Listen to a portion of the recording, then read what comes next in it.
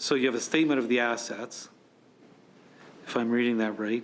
But now what you're talking about is adding another line, a description of the assets. So you're moving from, well, you have to have the list, but then you have to describe that list. And so I guess what I'm asking, is there a legal definition of what a description is?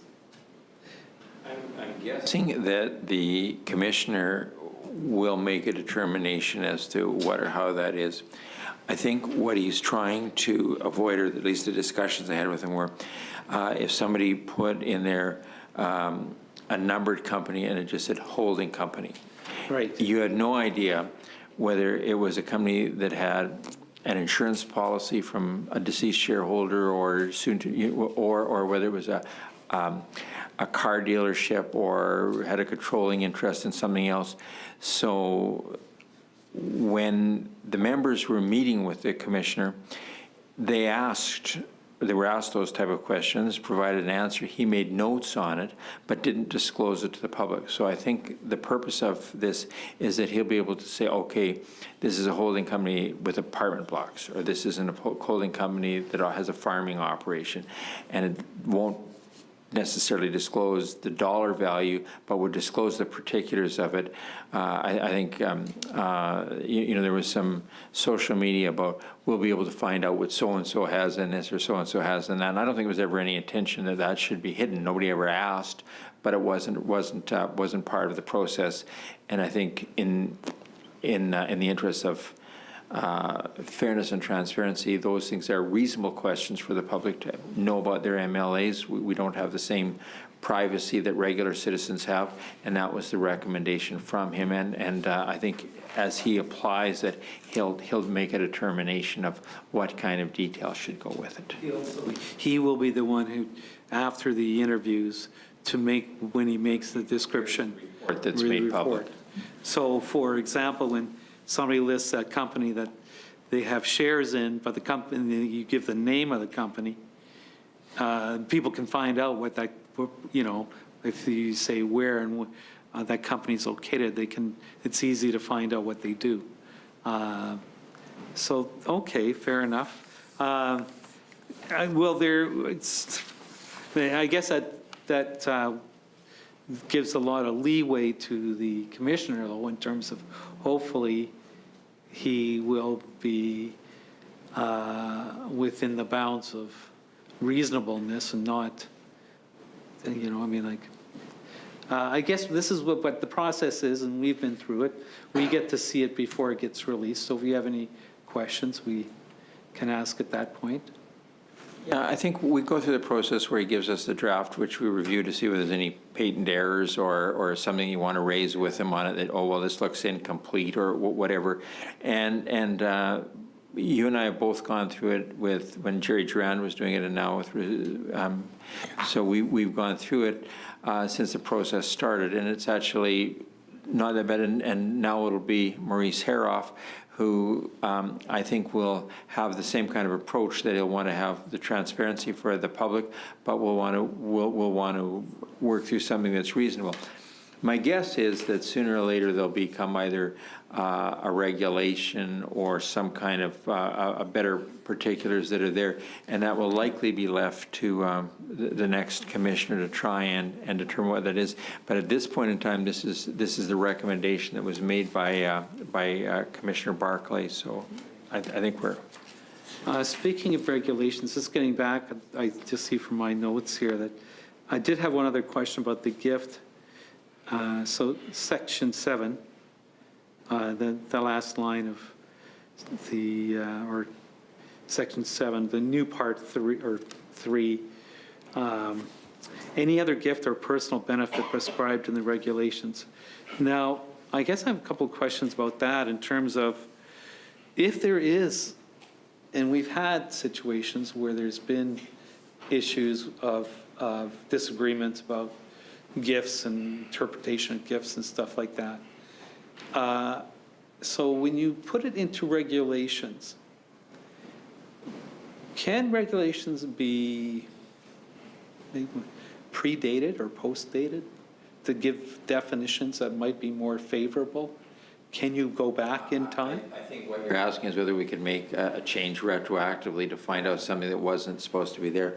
I think the general rule is retroactive legislation is something that is often frowned upon by the courts, difficult to do, not impossible. I would think a regulation change probably would never be done retroactively, although I suppose could, but a piece of legislation could, with a debate in the House, be done on a retroactive basis.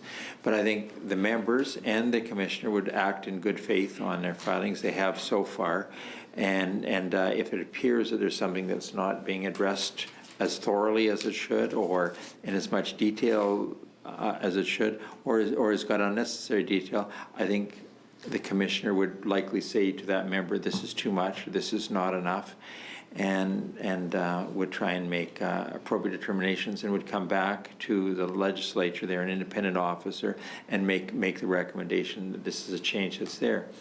As you're aware, this was, I think virtually everything that the commissioner had recommended on this one. In the previous bill, we had a difference of opinion that you and I had, but on this one, I think this one is where I'm not aware of anything that was not included.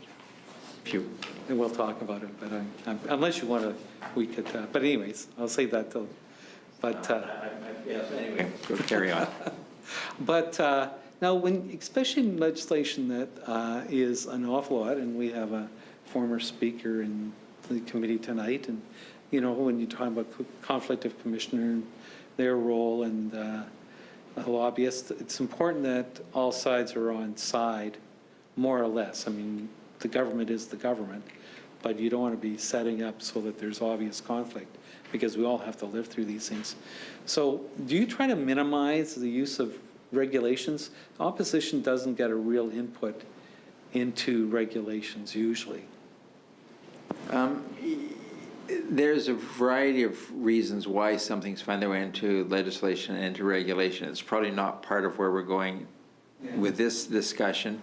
But legislation is something that you try and make an overall statement for as to a purpose, and a regulation may well be something that might change periodically, an income threshold or something. For example, income tax changes, whatever, are usually done by way of regulation.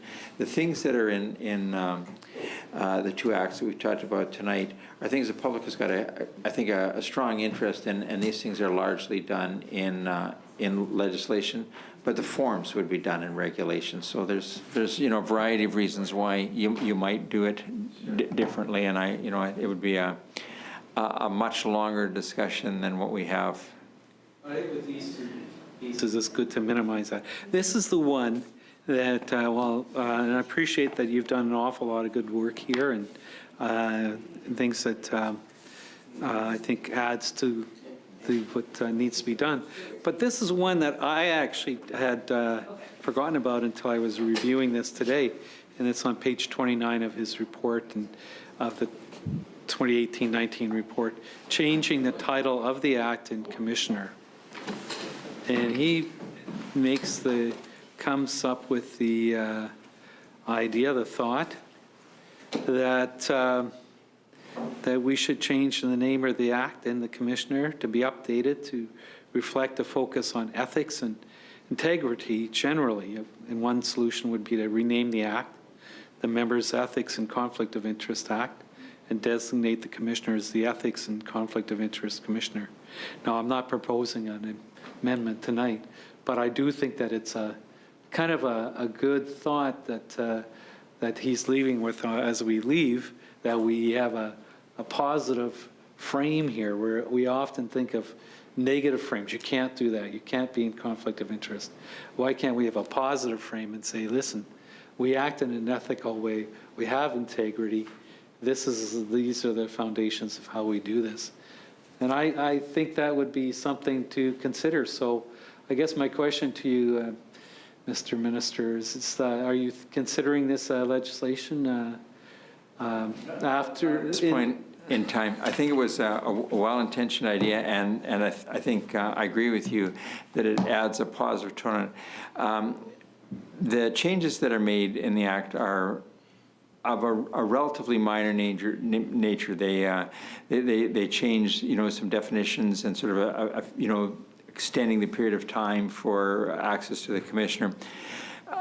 You would be more likely to do a name change where you do a major makeover of the Act and perhaps change some of the purposes of the Act where you do it. Because right now, somebody that was familiar with the Act 2 or 3 years ago, oh, well, that Act doesn't exist anymore. Was it repealed? Oh, well, no, now there's a new Act that, So usually you would, if you were going to do a new Act, it would be a totally new Act, would have some other things in it.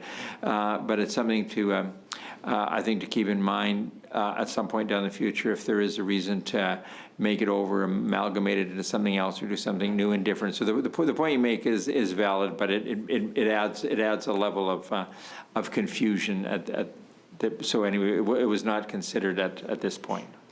And I think, in addition, wet blankets within the Ministry of Justice, like our friend Ian Brown would say that, who's the chief legislative drafter, would say that, our practice in Saskatchewan, quite rightly, is not to name and act something, a term that doesn't appear in the Act itself as a substantive element. So, that's, from that point, it's a bit of a non-starter unless there was a more substantive change that was pursued. And I was thinking about that myself in terms of, I don't think the word ethics appears in the Act. And so you'd have to have some sort of reference point to hang that on. And so it might be something for the fellow from Kindersley to champion, because I know that a few of us won't be here in the near future. So we'll leave that to him to work on. But with that, I do think, though, it's a good idea, and it's one that it's an aspirational goal that we work towards, and I think that would add to a better goal, because people just right away shy away from the word conflict. They don't want to be in conflict. They want to be in the ethics camp. So with that, Mr. Chair, I want to thank the minister and the official tonight, and appreciate the opportunity to ask these questions. Thank you very much. Excellent. Clause 1, short title, is that agreed? Agreed. Carried. Clause 2, short title, is that agreed? Agreed. Carried. Clause 3, short title, is that agreed? Agreed. Carried. Hold on a second. Clause 1, short title. Clause 2, is that agreed? Clause 3, is that agreed? Clause 4, those aren't short titles. Oh, Sorry. I didn't know